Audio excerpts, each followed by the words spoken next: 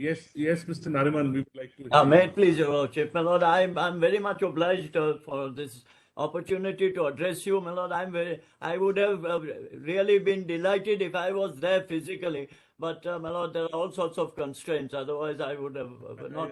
We would also like you to be present here, but then no, it's only because of your indulgence that you are, my Lord, able something to, is better than nothing. My Lord, the point that the learned solicitor has raised, my Lord, is important. I'm not saying it's not important.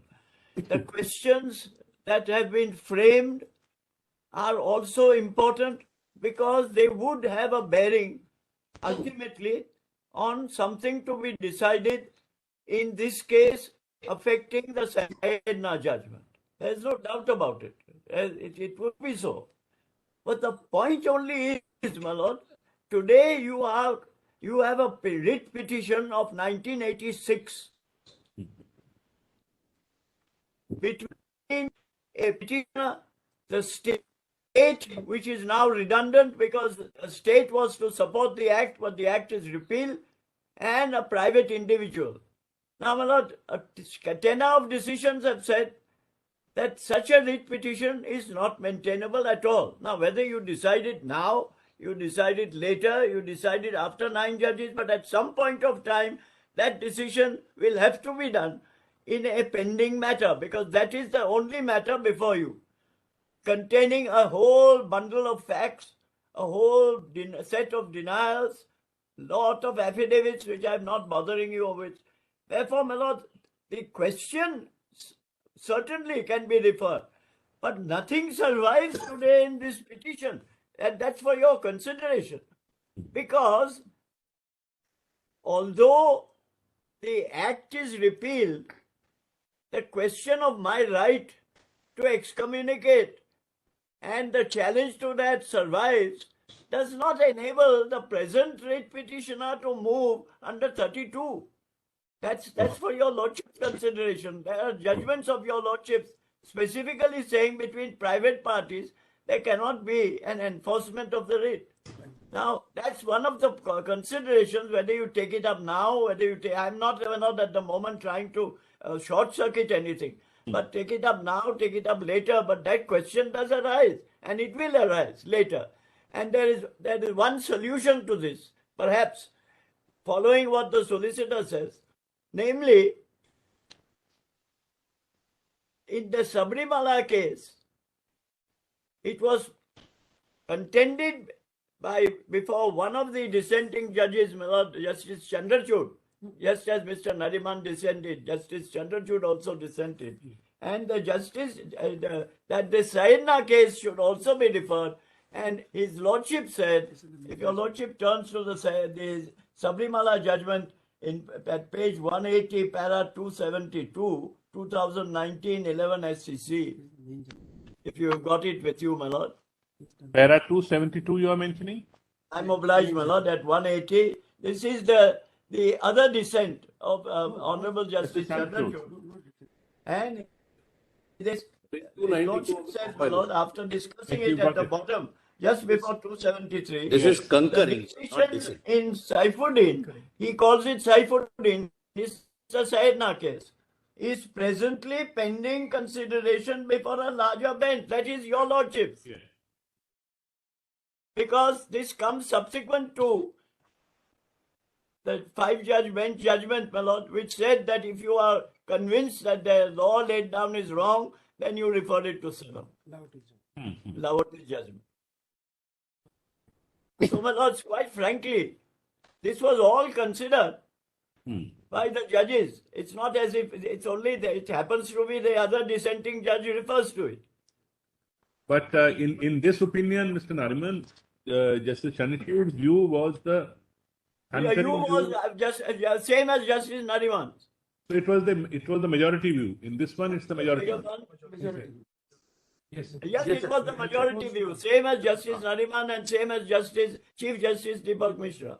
Concurring majority view. This is the concurring majority view, 4:1 which went.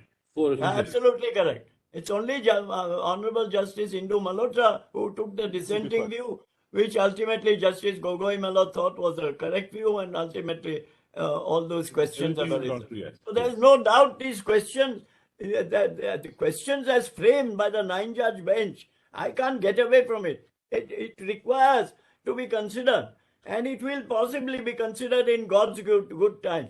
But today, my lord, we are faced with this problem. There's no question of referring anything. Your So lordship said- Mr. Nariman, we would like to have your response to a view canvas that since that 9 judges' judgment is awaited, instead of awaiting that, if on this practice of excommunication, a question is framed and also referred, the parties will have the opportunity to assist the 9 judges bench in respect of this particular nuance of the larger generic questions framed as the first 2 questions.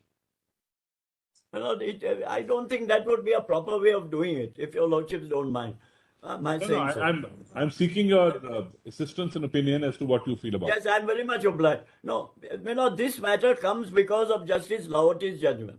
Yes. Because they were, in Sabrimala, this was contended.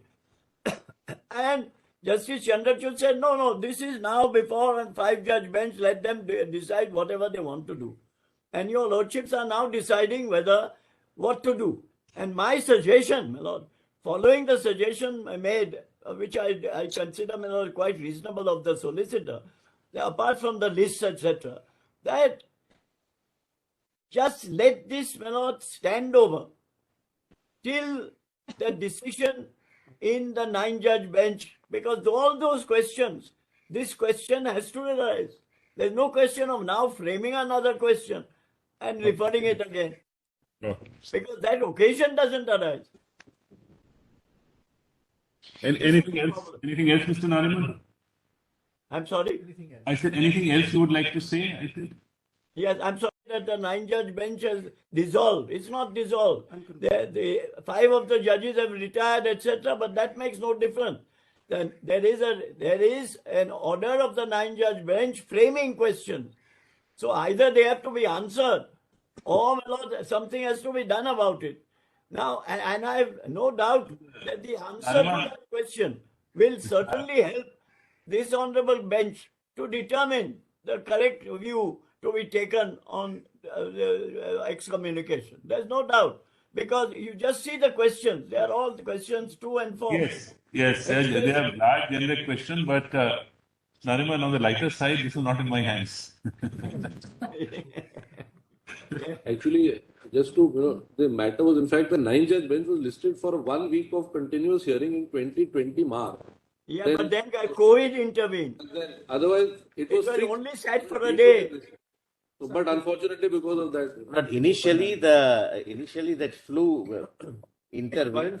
Swine flu intervened. 2 honorable judges comprising of the bench were infected. Yes. And thereafter, immediately COVID. 2 of us have gone through it. Yes. Yeah, that's right. And then when we have never seen the light of day. But my lord, we would also like this question to be decided at the earliest. There's no doubt about it. Understand. Therefore, I suggest, my lord, that at the moment, if it's convenient, without raising any preliminary points, which I am not raising them at the moment. Let all of this be decided after the 9-judge bench formulates its answers to the questions. That's enough. Whether it decides the review in a one way or not, it makes no difference. Okay. Thank you, Mr. Not just may I have 2 minutes. Yes, one.